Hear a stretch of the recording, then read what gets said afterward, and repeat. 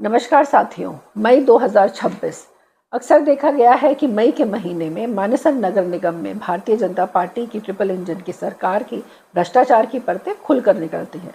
पिछले 48 घंटों में मानेसर निगम के मेयर, सीनियर डिप्टी मेयर के बीच में आरोप प्रत्यारोप से साफ हो गया है कि मानेसर निगम भ्रष्टाचार का अड्डा बन गया है। आप मानेसर निगम से गुजरेंगे तो चाहे मानेसर का शहरी एरिया हो, चाहे ग्रामीण एरिया हो, जगह जगह कचरा फैला हुआ है, सफाई व्यवस्था एकदम चरमराई हुई है, नलकों में साफ पीने का पानी नहीं है और कहीं सड़कों पर गंदा पानी है तो उसकी निकासी नहीं है। मानेसर निगम में बीजेपी की ट्रिपल इंजन की सरकार है।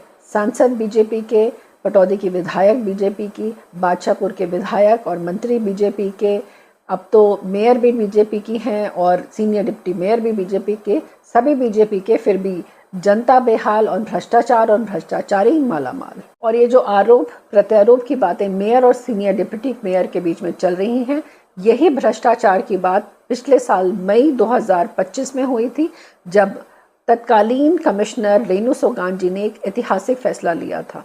उन्होंने सफाई कॉन्ट्रैक्टर आकांक्षा एंटरप्राइजेस पर करीब 5 करोड़ रुपए का फाइन लगाया था। और हुआ क्या था, 3 घंटों में, ध्यान से सुनिए, सिर्फ 3 घंटों में उनका ट्रांसफ़र, उनका और उनके हस्बैंड का ट्रांसफ़र हो गया था और उन्हें खुड्डे लाइन लगा दिया गया था। और मैं ऐतिहासिक इसलिए बोल रही हूँ कि क्योंकि भारतीय जनता पार्टी में कभी भी भ्रष्टाचार पर कोई कार्यवाही नहीं की जाती है। मानेसर निगम में आज भी गंदगी और भ्रष्टाचार, पिछले साल 2025 में भी गंदगी और भ्रष्टाचार, और इसके बीच में मानेसर निगम को हरियाणा की 87 म्यूनिसिपल बॉडीज में नंबर 1 पे स्वच्छता का पुरस्कार। यही है बीजेपी की ट्रिपल इंजन की सरकार का भ्रष्टाचार। 24 दिसंबर 2020 को मानेसर नगर निगम का गठन हुआ और ऐसा माना जाता है कि एमटी मानेसर और पटौदी और बादशाहपुर विधानसभा के 29 गांव की पंचायती जमीन और पंचायत के फंड्स को राजकीयकरण करने के लिए इसका गठन किया गया था। मानेसर निगम के गठन में म्यूनिसिपल कॉरपोरेशन के फॉर्मेशन के जो भी स्टैंडर्ड्स हैं उनको दरकिनार किया गया है। मार्च 2025 में जब मेयर का चुनाव हुआ, वो सिर्फ और सिर्फ 97,000 वोट्स पर हुआ, जबकि किसी भी और निगम में जो टोटल वोट्स हैं वो कम से कम 2 लाख होते हैं। कुछ ही दिनों पहले रेवाड़ी नगर परिषद का चुनाव हुआ, वहाँ पे टोटल वोट्स 1,40,000 से ज़्यादा हैं, यानी मानेसर निगम से 40% ज़्यादा। रेवाड़ी हमेशा से एक डिस्ट्रिक्ट हेडक्वार्टर भी रहा है, फिर भी वहाँ पे चेयरमैन बनता है, मेयर नहीं। इसीलिए मानेसर निगम का गठन हमेशा से विवादित रहा है और कहा जाता है कि इसका गठन जनता की भलाई के लिए नहीं, धन उगाई के लिए किया गया था। पिछले 5.5 साल में आया राम गया राम के तर्ज पर मानेसर नगर निगम में 9 IAS ऑफिसर्स कमिश्नर बने हैं। विनय प्रताप सिंह जी, मुनीश शर्मा जी, मोहम्मद इमरान रजा जी, यशपाल जी, साहिल गुप्ता जी, अशोक कुमार गर्ग जी, रेणु सोगान जी, आयुष सिन्हा जी, प्रदीप सिंह मलिक जी, जो कि एट प्रेजेंट कमिश्नर हैं। 5.5 साल में 9 IAS ऑफिसर्स, यानी एवरेज कार्यकाल 7 महीने का करीब, ये दिखाता है कि पूरा कंप्लीट एडमिनिस्ट्रेटिव इंस्टेबिलिटी है।